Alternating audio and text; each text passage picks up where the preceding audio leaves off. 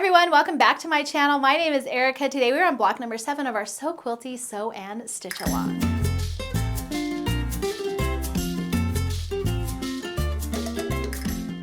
If you're just joining, we are in the middle of a fun stitch along. I am just putting up quick weekly videos showing my progress and where we are in our sew along. So I hope you're joining along and having fun. If you don't know what we're doing or you haven't started yet, I will put a link here on our kickoff video, and I will put a link to my blog below this where you can find out all the details of the sew along and where you can get the patterns and all of that. So let's go ahead and jump right in. So this is our jar block, and I wanted to have it look like a little, like a jam top on it, but we've got little yarn balls inside, or I guess those could be like thread balls, or I don't know, whatever. It could be whatever you want. I think they're little yarn balls. But for this one, it was super fast and easy to put together. Actually, the hardest part on this one is you are snowballing corners. So like I've said in previous videos, I just make sure to square up each of these before I sew them together. That way they're nice and accurate. And then also this little row that looks like it's kind of scalloped here, I actually pressed these seams open, and I'll show you the back here in a second. But because we had so many seams coming together, I thought pressing them open was the best way to go. And then I just put a little pin here so that I could make sure that those are relatively accurate. And then here is what the back of that looks like. So you can see those seams pressed open. So now one other thing you'll notice here is that this one is pressed towards the red, but this one is pressed towards that blue. And that's also helping my seams nest there. Whenever you are pressing with red fabric and another fabric and you're pressing towards the other fabric, unless it's darker than red, there is a chance that you'll see that red underneath that seam. That's why people usually have you press towards the dark fabric so you can't see that seam. But since I couldn't really avoid that on this one because I really wanted these seams to nest, I do have a little trick for you, and I did mention this in another video.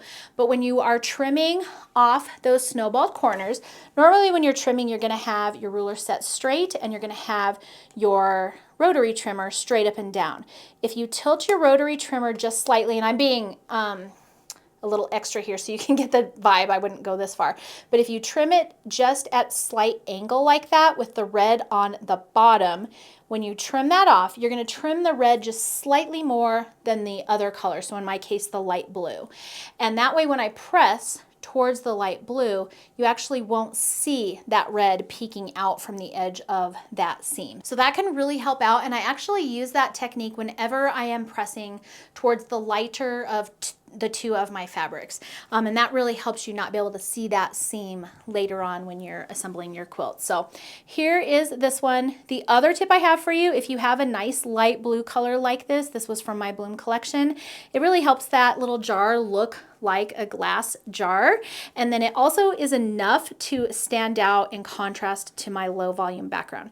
I originally was going to do like another low volume like white in here, and it just wasn't enough contrast. So I went with this light blue, and I think that was a great choice because it still provides you that clear glass look, but also enough contrast with my low volume background that it stands out. Okay, so that's it for the Quilty version. Let's take a look at the Stitchy.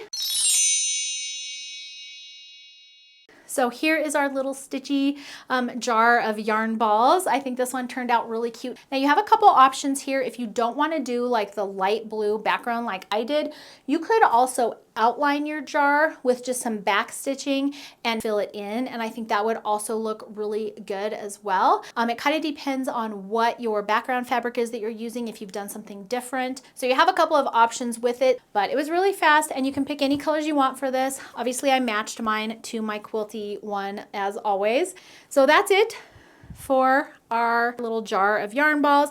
I hope you guys are having fun with this sew along / stitch along. Don't forget to post your progress in our Facebook group, the Sew With Me Facebook group. It will be linked below. And if you are posting on Instagram, make sure to tag me at Erica Arndt so I can see what you're doing there as well.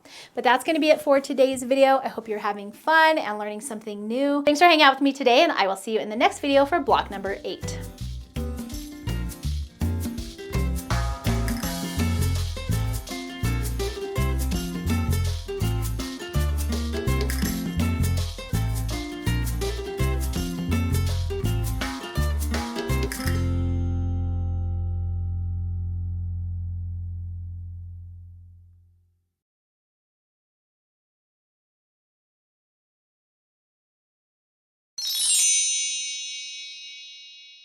I'm just putting up little quick daily.